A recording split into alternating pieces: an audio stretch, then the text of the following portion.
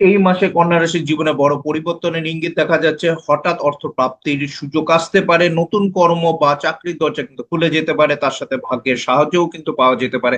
এছাড়া এপ্রিল 2026-এ বৃহস্পতি বুধের মিউচুয়াল এক্সচেঞ্জ হবে। এই এক্সচেঞ্জের ফলে যে একটা ভাইব্রেশন তৈরি হবে, এই ভাইব্রেশনের সুফল কিন্তু অবশ্যই কন্যা রাশি এবং কন্যা লগ্নের জাতক জাতিকারা পাবেন।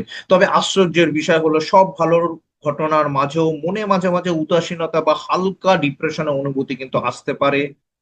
কেন এমন হবে আর কোন গ্রহের অবস্থান এর পেছনে কাজ করছে, সমস্ত বিষয় নিয়ে আজকে রাশিফলে আমি আলোচনা করব। নমস্কার, আমি সৌভিক। আজকে কন্যা রাশি এবং কন্যা লগ্নে এপ্রিল 2026 কেমন যাবে সেই বিষয়ে আমি আলোচনা করব।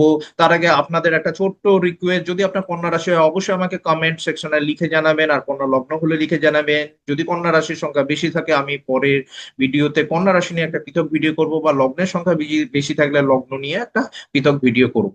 এছাড়া আমি এই ভিডিওতে আপনার কর্মজীবন, আপনার অর্থনৈতিক ক্ষেত্র, প্রেম বিবাহিত জীবন, পারিবারিক জীবন, আপনার সন্তান ভাগ্য, স্বাস্থ্য, শিক্ষা সমস্ত বিষয় নিয়ে আলোচনা করব। যারা শর্টকাটে ভিডিও দেখতে চান তাদের জন্য কমেন্ট সেকশনে আমি টাইম স্ট্যাম্প করে দিচ্ছি।